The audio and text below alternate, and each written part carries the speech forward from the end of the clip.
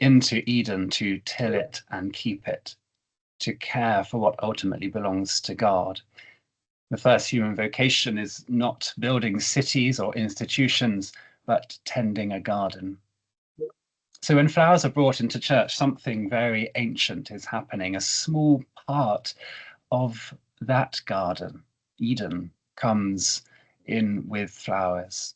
Creation itself is being gathered up and offered back in praise. This is one reason flowers have always found such a natural place in Christian worship. The church has long believed that beauty belongs in the offering we make to God, whether that's in music or architecture or vestments, and very naturally in flowers. During that synod debate that Jill referenced, the Bishop of Norwich, who is the lead bishop for the environment for the Church of England, reminded us that many of the flowers familiar in England carry centuries of Christian language within their names, such as Our Lady's bedstraw, St. John's wort, Michaelmas daisies, or Lady's mantle. These names didn't appear by accident. They grew out of a culture in which many people, saw the natural world as woven into the story of faith. The very naming of flowers reflected a sense that creation and the Christian life belong together. In other words, flowers helped generations of Christians recognize that the world around them was not spiritually empty, but was full and is full of reminders of God. I think that matters because many people encounter God first, not through a complicated theology or a sermon, but through simple signs, through things that they can see or smell or experience. Think about that time when perhaps you first walked into a church, or perhaps more recently walked into a new church for the first time. Before a hymn is sung or a sermon is preached or a prayer is said, the space already speaks, the light, the architecture, the sense of welcome. Very often we know the flowers. Flowers say something simple, that beauty belongs in worship, that creation is good, that the gifts of the earth can become part of our praise. They also remind us of the rhythms of life. Flowers bloom and fade, and they return again in season. I remember my late godfather, who was a priest, he said that the beauty of a real flower as opposed to a fake flower, silk flower, is that it is not lasting. They show the first hopeful signs of spring, or the abundance of summer, or the richness of autumn, or the simplicity of winter.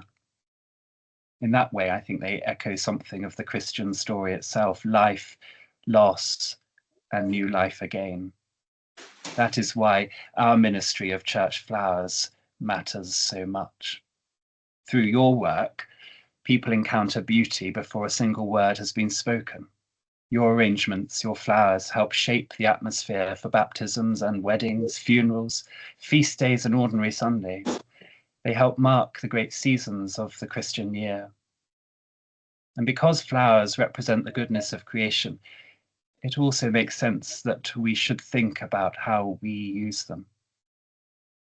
So if flowers in church are meant to honor God's creation, then we want the way we honor them to honor creation as well. That is one reason why SCF believes that moving away from floral foam is an important step with this. Although it has been useful for many years, we now know that it is essentially a single-use plastic and breaks down into microplastics that can pollute soil and waterways. For something that sits right at the heart of creation's beauty, that is clearly not where we want to end up. The good news is that arrangers across the country are already rediscovering older and more creative methods that work with the natural qualities of flowers rather than against them. In many ways, it brings us back full circle to the idea that flowers in church should reflect the natural world as faithfully and respectfully as possible. So when we each arrange flowers in church, we are not simply filling a space or making things look attractive. We are helping the church do what it has always done, gather the gifts of the earth and offer them back to God in thanksgiving. Through our hands, the garden of God finds its place in the house of God. And that is a very beautiful ministry indeed. Thank you very much. Thank you so much for that, Benji, and bringing that together. Oh, I can see some of the clapping hands there as well, but we really appreciate that setting of the scene as to some of the theological reasons why this is important. And I'd really like to share tonight just a tiny little bits of highlights from my own research as to why I and many of us are driven to really try for improvement in the way flowers are grown as well as used. I love flowers. I like to put that out there. I am a university researcher at the University of Surrey, but I'm a sociologist in particular. And my area of work is around workers' rights and around sustainability. And flowers have been one of my key areas of research for over 2 decades now. And it's good to be able to say we have seen things change, but too slowly. And we know even more now about some of the negative impacts from the current flower industry. So I'm only going to give you a few highlights, but thinking about this as part of a sort of global system, flowers actually fly around the world every day. Lots of them from very hot places. So around the equator is really popular, particularly East African countries and South America. Many of those are flown to northern countries. In the UK, about 90% of our flowers are imported, although the figures are very hard to pin down. And whilst there can be some benefits of trade with developing countries when it is done well, flowers isn't something that we need to grow in those hot areas. Actually, if we are looking at flowers that are more seasonal to our own area and to our own situations, they then, first of all, have to travel less. And they are more in keeping with the pattern of nature too. So very briefly, firstly, flowers are very thirsty products. They are thirsty through the growing, but also in the transportation as well. And we are often talking about those high water quantities needed in countries that can be very drought ridden. So it's not only about that carbon footprint, but also these other impacts. Therefore, the water is an issue in terms of actually using water as a resource that could be used for communities, but also there can be runoff from some of the chemicals and pesticides from the flowers into the watercourse as well. There are some regulations about flowers and the chemicals, but as you might have seen in quite a few different exposés recently, even when there are regulations, and there aren't everywhere, those are not always followed. We know that there's problems with health, particularly women and fertility, and there has been stillbirths and horrible issues like that have been associated with some of these chemicals. But also that takes us through to the florists and the people who use flowers as well. Of course, we don't want to overgeneralize, but there is evidence to show that these types of complex global supply chains where flowers are coming from long distances, sometimes multiple countries as well, such as flying into Holland before then being repackaged and going out to other countries as well. So there's a huge amount of energy that's involved in that. And then we have the plastics issue. And I forgot I got this here, but one of the research projects that I've worked on, we developed a guide for plastic and packaging for florists because this is a significant issue. There's plastic in the way that flowers are grown, how they're transported and protected, also in the packaging, you know, the plastic films, and then in the way that flowers are then used and displayed. And Benji's already brought up that issue about floral foam being not only a single-use plastic, but one that we know can degrade into microplastics and also go through the watercourse as well. The final point is about communities, and we do know from different research that there are significant negative impacts that can come from the flower industry, such as land use, land being taken from local areas and really attracting that international trade coming in and taking big swathes of land for flower farms. Indeed, there was flower riots around flower farms in Ethiopia a few years ago because of that sort of issue. So I don't want to settle on all the doom and gloom. We know there are problems with global inequalities, but what we're really looking to do in this group is to see how some changes in understanding a little bit about our flowers and the decisions that we can make, how those impacts can either be actually reduced or actually do things in a way that have the positives of biodiversity, of bringing communities together. And that again has been one of the real strengths, I think, of what this group is trying to do. And churches, as we've heard from Benji, have a particular role that they could play in that, not only in leading community, but also by showing how things can be done differently, because it fits so well with what many churches are already trying to do. So I'm going to leave it at that point in terms of that research, but I'm happy to answer questions about that and point to resources as well. But for the moment, I'm going to pass over to Shane, who will introduce himself, who will share a bit about, if you're new to this, where can you start? What do you need to think about? The practicals for your flower team. So thank you, Shane. Thank you, Jill. Hello, everybody.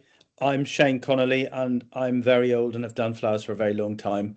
And I started off working for a company called Pulbrook and Gould, which I'm sure many of you know or have heard of. They were a very well-known company. They really were a grandchild of Constance Spry. So their whole techniques were always to use seasonal flowers and always to use them in water, because they thought floral foam was very common. So that was the reason they didn't use it. I started my own business in 1989. I used floral foam happily and delightedly, and it was so much easier than all the stuff that Pulbrook and Gould had taught, I thought. And I also discovered using flowers from other countries, using imported things. I never could quite understand the art of season, but that never appealed to me. Red roses at Christmas, that just didn't appeal. So you develop your own style, which luckily for me was always seasonal. But in the early noughties, I was very lucky to have been invited to give talks in America. And in San Francisco, that was where I first heard about the potential problems of floral foam. And in those days, it was quite a new thing to think of plastics being a problem, apart from the Prince of Wales, the former Prince of Wales, who was talking about it from the 1970s. But it wasn't a thing in floristry. We didn't know. And to be honest, it seemed like it couldn't be a problem for us. But I did think this is a problem. And I did start right back then to try to change the way I did things.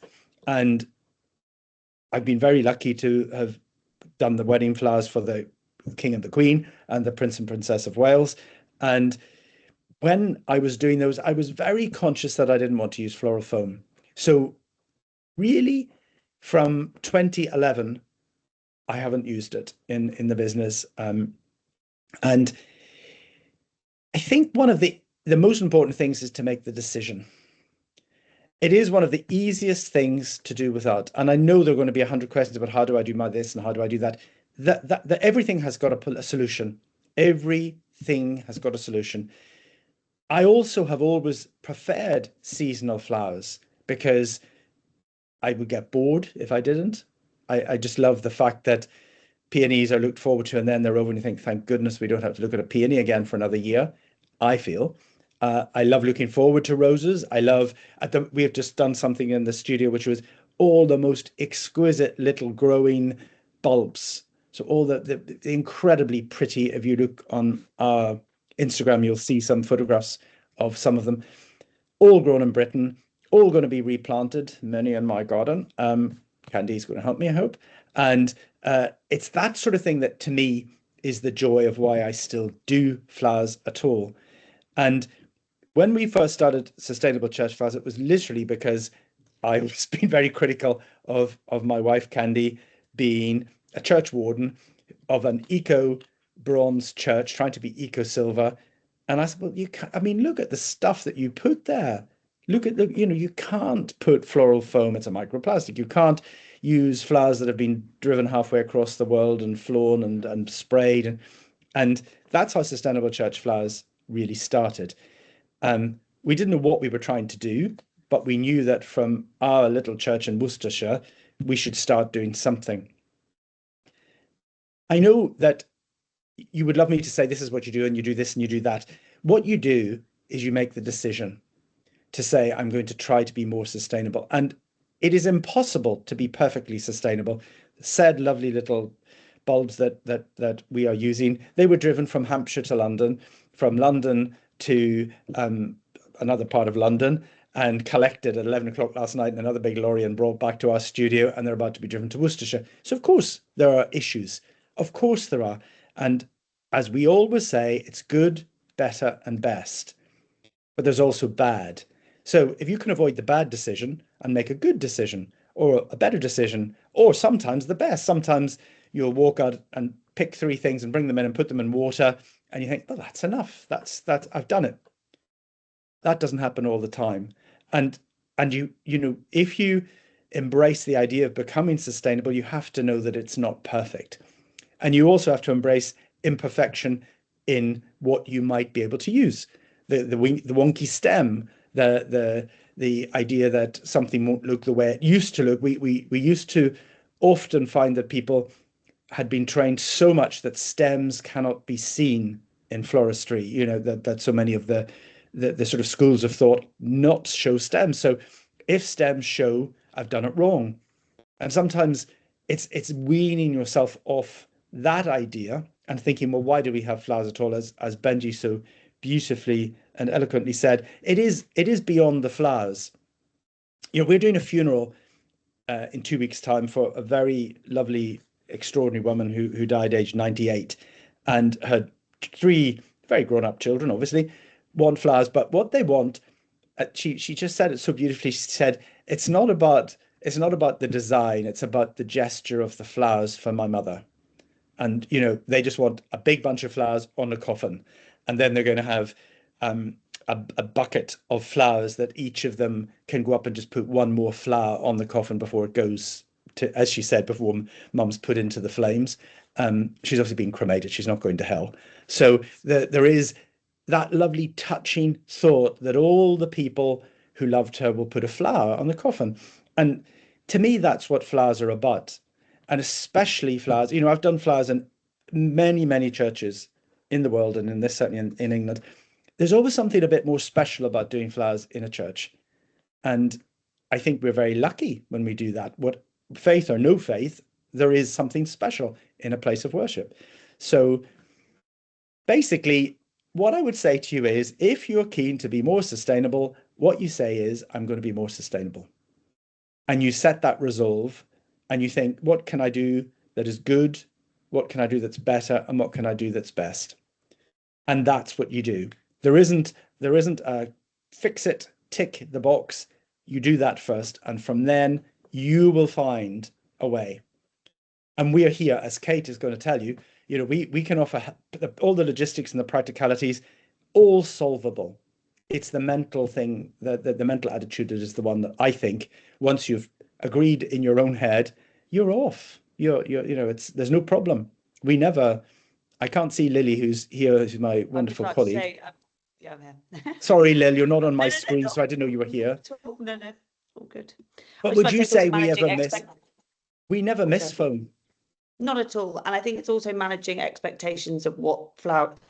Everyone walks into a church to expect to see a triangle arrangement at the front of a church on a pedestal. You know, it doesn't need to be that. It can. I think it's sort of managing expectations and showing people that it can be different. It can be a planted basket of daffodils at the moment, and that should be enough of.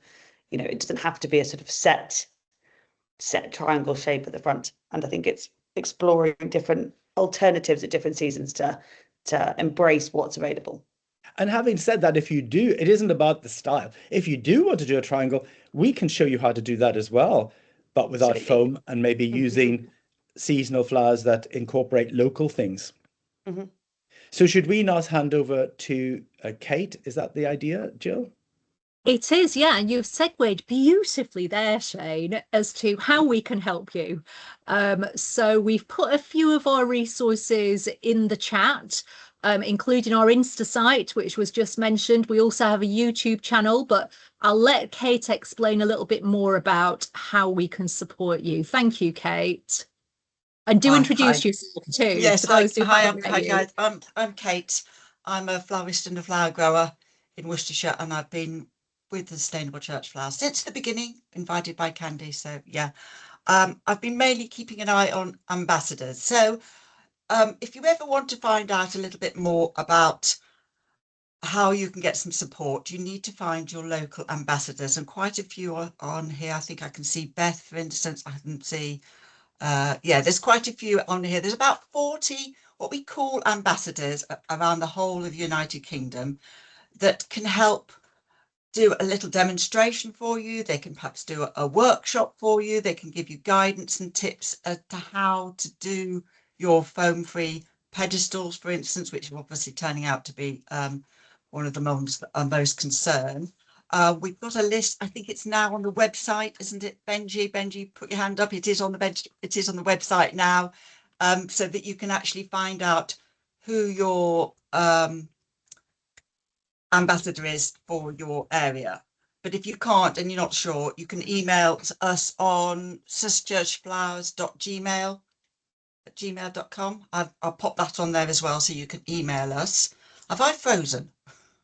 Yes, I have frozen, but it's fine. You can still hear me, can't No, you? you haven't. You haven't frozen for me, Kate. No, just that's fine. So yes, so that's one way. So do get in touch with your ambassadors to find out if they can give you a nice little demo. I'm doing one next week for somebody in Worcester, for instance. That's one of the most important ways, I think. The other thing is the Facebook group that Jill has put on there for you. We had a very good Facebook page for Sustainable Church Flowers with thousands and thousands of members from all over the world, because this is an international movement. We want to spread the word everywhere.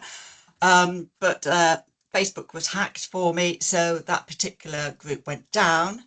But we have now got a new one, which I think went up a couple of weeks ago. Lily set up for us.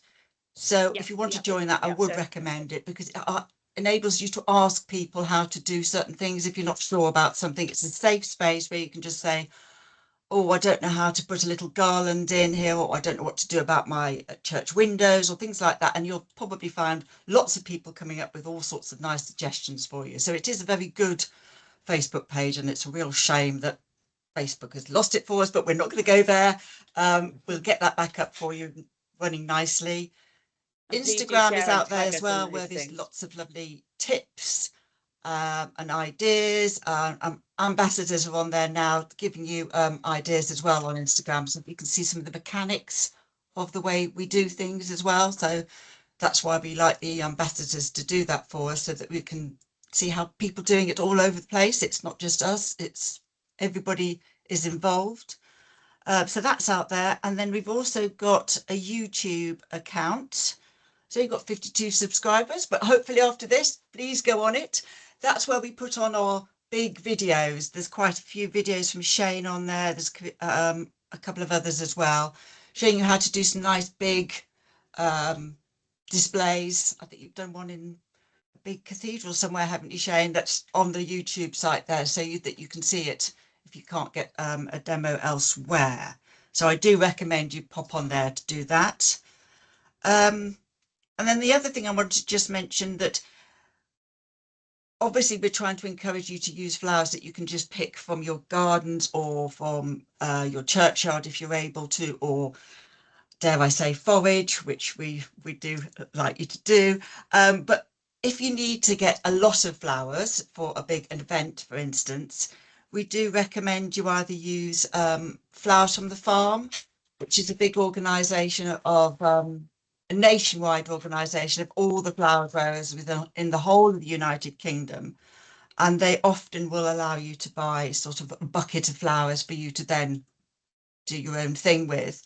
But there are other wholesale florists in this country. There's Clarence, BJ Richards, Evolve, and we'll pop those on there for you as well, so that you can buy your own wholesale British flowers if you've got a big event and then you need a big supply of flowers and you perhaps can't get them from your local organisation. So that's one of the other things. Oh, and plaques. I think I'll get you to talk about that, Jill. Perhaps talk about the fact that we're going to be having some little plaques out there to sort of certify people, yeah? Yes, absolutely. And thanks for all that information, Kate. I know Lots that of might information. sound like a lot of information, but that's because we've been trying our best to think of the different ways to reach out to people. And if you or your flower team don't do Instagram, don't do Facebook, like that's absolutely fine too. But we find that those are useful for sharing photos of mechanics, or as a community, which we're building up, people asking questions and getting other people's answers, because it's likely if you do come across a little problem, someone else has found a solution for it before. But all you really need is that email address where you can get in touch with us. And that's why the ambassadors are so good, because they can hopefully not be too far away from your church, where they could come and visit you, take a look in your flower cupboard and see what they might suggest, or other things that might be useful. So that's something where people can personally reach out to you who are local. A lot of those people are florists or have been leading church teams, so they have lots of different experience. So thank you, Kate. You mentioned the plaques. I was going to mention this at the end, but I'm going to do now because you nicely introduced it. And the idea that we had quite a while ago now was that we really have been so impressed by when people have found out some of these issues, they've really wanted to try and make some change. When that has happened, we want to be able to acknowledge that, to celebrate that, but also to keep encouraging people to keep improving as well. So very recently, we've set up these SCF, Sustainable Church Flowers plaque system. I have one, Blue Peter-like, to show you first of all. So this is the one that you can get for your own church if you come right at the top of our criteria. This is a champion of sustainable church flowers. So basically there's 3 different levels that churches can apply for. And it's a little bit like the eco church system, but this is very much on a voluntary basis, giving you resources to keep improving. You don't have to buy a plaque, but anyone that wants to, we keep them to the minimum cost. But again, the first level is just as a supporter. So the fact that you're all on this call, the fact that you are, as Shane said, hopefully saying yes to sustainability, even at the very beginning of that journey, you're going to be working towards it. You would qualify for that first level of sustainable church flower supporter. The second level moves up to be an advocate. So that requires a little bit more, in that you are mostly using things like seasonal flowers. There might be tricky situations if you're having somebody bring flowers in, so you're not all the way there yet. And we also ask at that stage that it's been taken to your whatever's relevant PCC or whatever that is for your place of worship, so that it's been accepted by the church as well. And then our advocate steps up again, that just about all the ways you're approaching things are sustainable, and you are providing some sort of education for other people, some sort of outreach, maybe offering public events on that as well. So I will pop in the chat. If you're interested in that, you can email us to get more information. It will also be on our Facebook page soon, so you'll be able to make that application. But I think for the moment, it would be really good if we can open up to questions, because you heard a lot from us, which is wonderful that you've all been so patient and hopefully found that useful. And thank you for the very positive comments in our chat function as well. I have either answered the questions that are there already, or I don't think you quite put them in the chat yet. So whilst you are thinking about those, I'm going to turn to the questions that were asked when people registered. So I'm going to come back to Kate, Shane and Lily in particular, because there was a few people who asked about winter. And obviously we're moving into spring now, but what about those times of year when it is really hard to get seasonal flowers? Well, traditionally, winter didn't have flowers because it had Advent without flowers, and then it had the evergreens. And I think we've now thought that things have to be bright red at Christmas, whereas actually the red, one of the things I can always remember years and years ago in Westminster Cathedral, I saw a wreath, huge wreath, completely made of ivy with red ribbons tying the ivy on. I've never forgotten it. It ticked every winter box you'd want. And I suppose it's again expectations. We were asked by one person, how do I use red roses out of foam for Christmas? Well, maybe don't use red roses. I mean, I'm not a great lover of poinsettias, but they're red. Cyclamen are red. If you need red, there are other things that are red that are perhaps growing, so they will last. In most churches I know, they would last. Bulbs would be lovely. Say again, Lil? Amaryllis bulbs, Amaryllis. have those and enjoy them opening over the period of your they do. Yeah.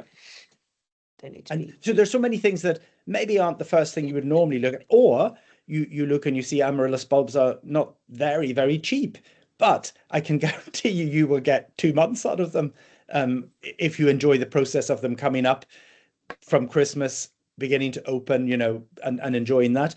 Also using things that can be planted afterwards. So at the moment, all those bulbs that I'm a bit obsessed with this is still pretty much winter in gardens, all those bulbs that you can buy earlier in flower or about to be in flower that you can then plant afterwards, give to parishioners to plant, put in the churchyard. I know Kate has done a lot of that in her church in Shelsley Beecham and Worcestershire. It's getting the expectations about flowers. If you want flowers, Britain has got a very good the United Kingdom has a very good what are they called? Alstroemeria grower, who also grows lilies. Smith and Munson tulips are available, I think, from the end of October, beginning of November. All British grown. I personally wouldn't want tulips until much later, but if you feel I have to have flowers, there are British grown flowers. And there's all the beauty of mistletoe and evergreens and winter flowering, winter sweet, viburnums. There's so many beautiful things that I think make winter very magical, actually. And I think that's a good moment to mention the film that we made for the synod as well, because that was filmed during winter and was able to show an example of how gathering what's available actually can mean that connection to the seasons as well. I should mention, I also coordinate my church flower rota for the flowers as well. And we get people to donate when they're cutting their trees back, or berries and things like that. On Thursday and Fridays, we have a bucket in the church porch where people drop them in. So it's actually saved us quite a bit of money from our usual flower fund to have that sort of donations from other people's gardens. We've got an allotment group that just had their AGM, and they mentioned it during that as well, to sort of encourage whatever your community is. Of course, some of you might be in inner city areas where that might be more challenging, but there can also be parks and places like that that might be able to offer throughout the year as well. So thank you for that, Shane. That's got us off to a good start with the questions. I have also spotted I would just one. say, Oh, go on, Shane. Yeah. I just want to say one thing. It's being friendly with people as well. You know, if you're walking down a road and see something that you think, oh, that might be quite nice, not being afraid to sort of say hello. You know, that looks very interesting. Would you mind if we helped you prune it? Gardeners are very giving. I've yet to meet a tight-fisted gardener. Completely agree. And actually people can be really flattered, and it can be that spreading of community, which churches are always hoping to do outreach as well. We also get the school to come in and help do flower arranging. Twice a year is enough, but we talk to them about why we're doing these local flowers, not to a great extent, but just getting them to be thinking about the different ways that we use flowers. I can see that we've also had another question in the chat from Nancy. Thank you for that.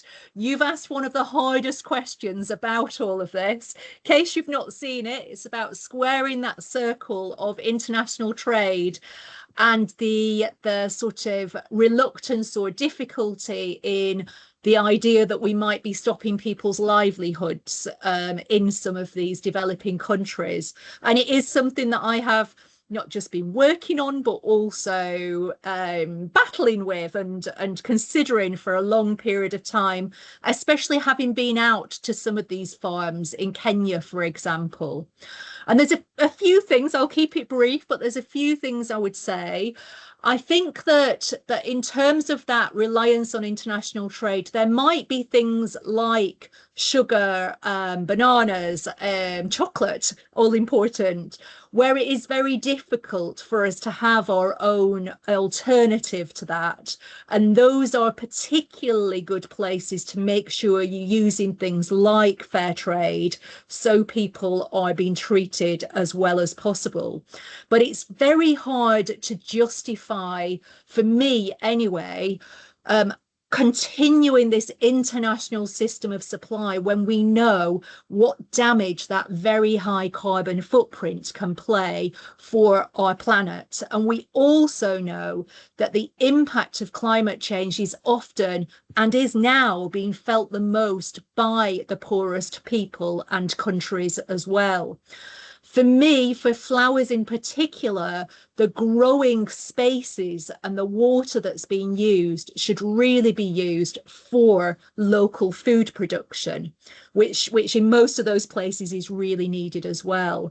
So it's about that just transition that the church talks about and the United Nations talks about, where those jobs could still exist, but actually in more decent jobs and providing for what that country needs.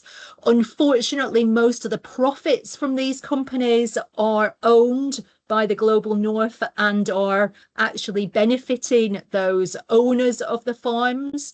We have evidence of very low pay, countries like Ethiopia not even having a minimum wage, as well as issues with health and safety, you know, not wearing the right PPE and things like that, as well as sexual harassment and issues like that as well. Of course, that's not all farms, but we aren't talking about really good jobs. And we are also talking about a lot of more complex things that, for me, with flowers, we have these alternatives. If you were buying flowers from abroad for some particular reason, then it might be that, you know, with our good, best, better, It might be that fair trade is an option with that, but we also don't have that much choice with fair trade in flowers either. So I think it's worth going back to those basics of what our priorities are and the best way that we can help. That's not a full answer, and I could speak about that for days on end, but I will leave you with those few thoughts at the moment. I thought we had another question there, but actually it's Kate mentioning, yeah, the fantastic book, the British Flower Book, by one of our ambassadors, Claire Brown. If you happen to be in the Guildford, Surrey area, I know that's one of the flower farmers who has special deals for church flower teams as well. So I don't mind giving Claire a plug at any point in time. If anyone else has any more questions, do put them in there. And yes, there's also a guide to floral mechanics that can be very helpful. That book I would highly recommend. That's written by William Mazook and Sarah. I will find it and put it on this, which is purely sustainable mechanics. It's not about style of arranging at all. Sarah Diligent, absolutely. Diligent, Thank you. yeah. Well done, Beth. That's exactly that book is, if you just want to have, how do I do an urn, how do I do an archway, how do I do, it gives the 3 potential ways of doing it very, very simply with line drawings, so you don't, you bring your own injection of your style into it, whatever way you want to do it. Brilliant. Thank you for that, Shane. I would also say, someone's mentioned there, Jocelyn's mentioned there about not always knowing where the flowers have been grown. Completely true. And that's another major issue. I'm part of a campaign that started for better labelling, which is crucial for people to make decisions, whether you're a church team, a florist, or a member of the public. So we do need that more. And it's another reason why going to your local flower farm or working locally, you can ask questions, you can understand that. I'm also part of a flower growing collective, which has been setting up local hubs. So you might not be in one of their areas, but again, it's other opportunities to get to know growers in your area. I'm going to refer to our sheet where you asked.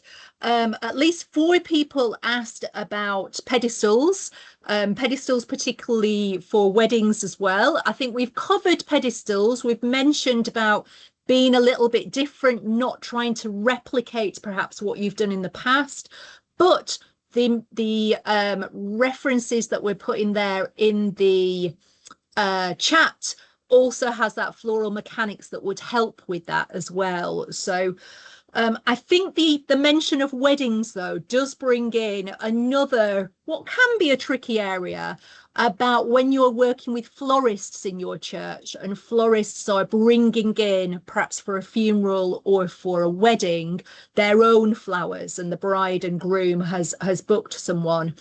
It isn't necessarily a straightforward issue because you might not have much control over that. Some of what people are doing now is having a sort of information sheet that can be given to the bride and groom, to just ask them to consider sustainable flowers, possibly referring them to somewhere like Flowers from the Farm, which is one of the directories. You can just put the postcode in and it'll come up with florists who grow their own. Also, funerals, very understandably, that is trickier. But again, speaking to your priest, they will be talking to those people. And it could be that you mention that you have this sustainable policy. Most churches will be moving in this direction. So florists we are working with, and we have a meeting with them later next month, to be able to help them to understand what churches need and what to avoid, trying to get florists to offer at least some options that are plastic free, for example, and can be from local grown seasonal things as well. So Jocelyn also asks, thank you, Jocelyn, if anyone has had brides who have asked Oasis not to be used, or floral foam is a generic term. I can say in my church, yes, we have. and they have been very welcomed, and we've said actually we don't use it. So that was very useful. I've only been working on that for about 4 years in my church, so I've not got that history of it. But Shane says there, yeah, go ahead. I think you can also, be proud of saying this is really a not sustainable way to do the X, Y, or Z. But what we could do instead is, and I think people, I don't mind saying that. In fact, I don't mind, quite like it, to be able to say to a client, we just wouldn't want to do that because it's so unsustainable. And what we could do instead, and that goes for the choice of flowers. It goes, and it can be said politely, and it can be said in a very positive way. If you go to, I'm sure when they go to choose the food for the reception after the wedding, the chef will give them choices that are seasonal, that are doable, that are, without even thinking of the word sustainable, that are sustainable, because that's what good cooking is about.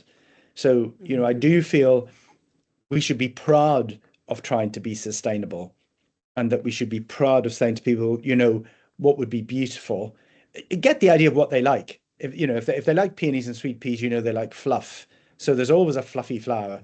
The cyclamen in winter are very fluffy. They look just like sweet peas, actually. And sometimes it's just simply because they haven't seen anything else. They've looked on Instagram or one of the social channels where you see photographs. And that's it. Once you explain it, whenever we have had, or people show you photographs, once you explain why, people are, no one sort of said, well, actually, I really want foam. They don't know how it's made.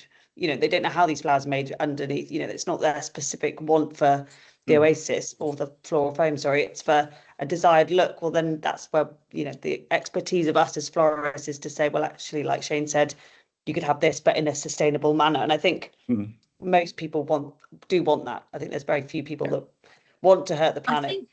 I think that came out in the synod debate as well. Many people talked to us afterwards to say they just hadn't thought about it. They didn't know this either about the flowers or about the foam. And then once people understand, and we've always been tried very carefully not to be talking about you must not do this, you must not do that, but it's showing alternatives and explaining the reasons. And I will just refer you once again to our plaque scheme, because when brides and grooms come into your church, you can point to this or they will see this, and it starts that conversation as well.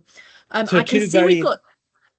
You were about to say the same thing, that you maybe would talk about disposing of floral foam, but I would just like to say, Tina, absolutely wonderful if you can get people to do flower demonstrations.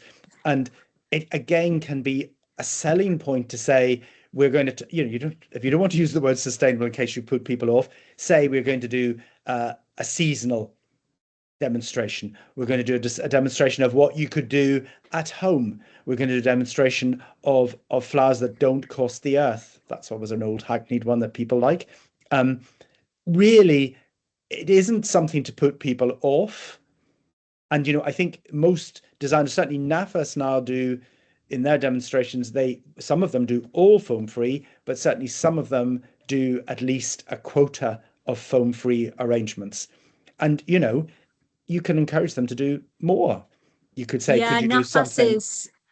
NAFAS sustainability totally on board.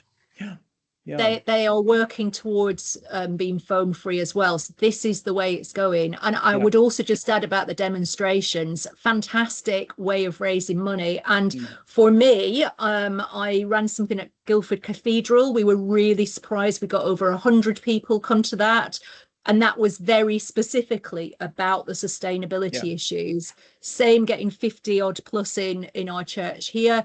And quite a lot of young people. I'm not stereotyping at all, but I will just say the sustainability angle often gets younger people that are really motivated by this as well. So hopefully it can help get your church repaired a little bit quicker, and your flowers might cost a bit less as well. And I would absolutely say again, it's a positive thing.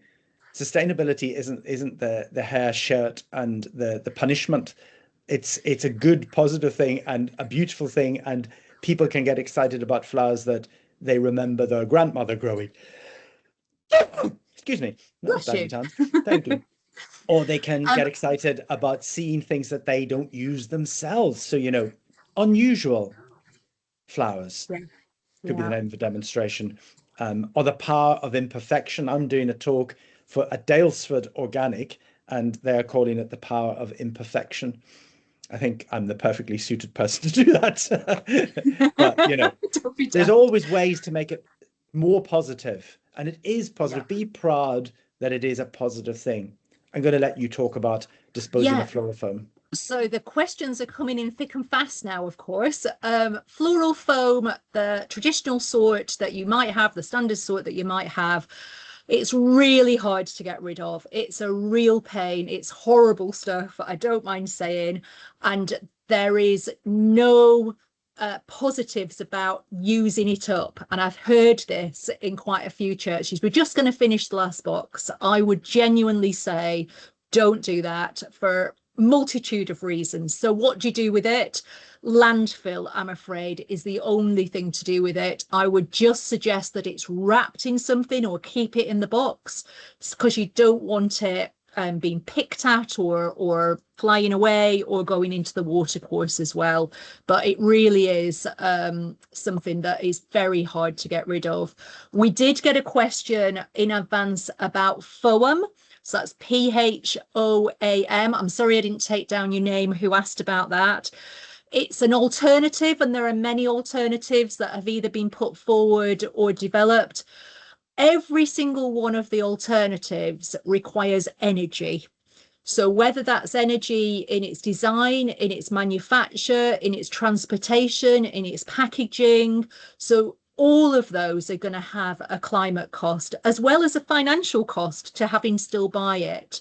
Foam is one that can be composted. Most of them can't. But at the same time, it is still not on the market because they are having serious problems in trying to finalize it before going forward. So for this forum, in terms of what we use in churches, our message has always been to try and keep it as simple as possible and avoiding those variety of floral foams. There is another question in there about not upsetting flower arrangers who say you could use it up. Again, I would try to be explaining to people why this is not a good idea, and it's about their health as well. There's a really helpful video on our website where you can have, I think it's about less than 10 minutes long, about floral foam and the damage it can do to deers, to wildlife, to birds, as well as getting in the watercourse. I really defy anyone trying to watch that and still use floral foam. So that might be a way to do it, as well as referring to the synod motion that has now been passed. But do talk to us and talk to your ambassador, because we're very used to flower teams who have got reservations and need to be really got on board with, and gentle approaches to do that as well. Someone else asked about growing a garden. Fantastic. I hope to do that in our church at some point. Actually, on our website, we had someone develop a list of things that could be useful in terms of shrubs and other things that could be useful for a churchyard. So please do take a look at that. And if you can't see it, just email us and we'll make sure we send it to you. I also just Now, added, I said, go and visit flower farms near you, see what they're growing. You know, you're absolutely going to be giving them business if you've got a wedding. You won't be able to grow enough yourself. So visit and see. And, you know, they're very friendly, and they'll say, well, I wouldn't waste time with tulips. You can get them from Smith and Munson. But what I would grow instead is, and off you go. and I've also something- known, sorry, go ahead, Kate. So I was just going to say that's something we could possibly do. Actually, we could do a little list for you. We could probably do something like that, similar to our foliage list. We could pop on the website and Yes. do Yeah, something like I that think for that's you, a good idea. just to make a starting point. Yeah, I was also going to say that I've known of people have flower demonstrations and invite the growers in the area who have then supplied the flowers for free, as long as they're getting acknowledgement, you know. But it's also, you know, good working up a relationship with the people who are growing near to you. Now, I'm very aware as chair that we have come to the end of our time that we want to keep it to. Looking at our list, I think we've answered just about all the questions of encouraging people. Showing our 7-minute video from Synod has been used, and I hope it will be, to get the whole church involved. One question I didn't answer was someone asking about 6 silk flowers versus the same thing. Benji mentioned this, but again, all artificial flowers also have an energy footprint, whether that's from plastic or from their materials. I've heard of churches that only have a service maybe once every 6 weeks use those. You'll know your context, but in those sorts of cases, something that people can take away with them in jam jars or something small can be really useful as well. We are all full of ideas, and we want to hear more about your issues and your problems, and be able to help you solve those. You know, there's another one of these sessions on the 23rd of March at lunchtime. You're welcome to come back. So do book yourself on that one if it would be useful, or you've got other questions you'd like to bring. And please spread the word so we can have other people join as well. Shane, please. Or if you've got questions that you think of after tonight, please send them, and we'll answer. We'll try to answer. Our answers aren't perfect ever. There's always, and if we said you have to use, I don't personally like chicken wire, so I always think of solutions where I can use twigs and where I can use things that go straight in the compost heap. Other people hate that. They want, real control, so they want chicken wire, and it's working out what works for you. But it's all possible. It's all possible. Absolutely.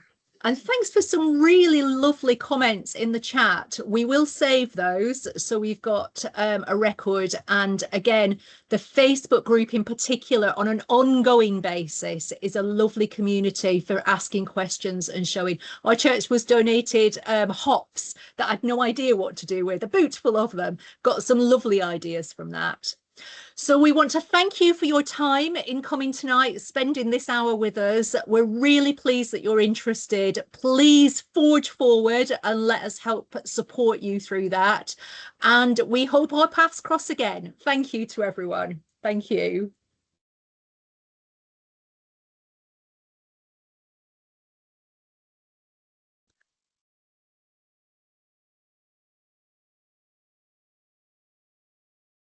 Very good.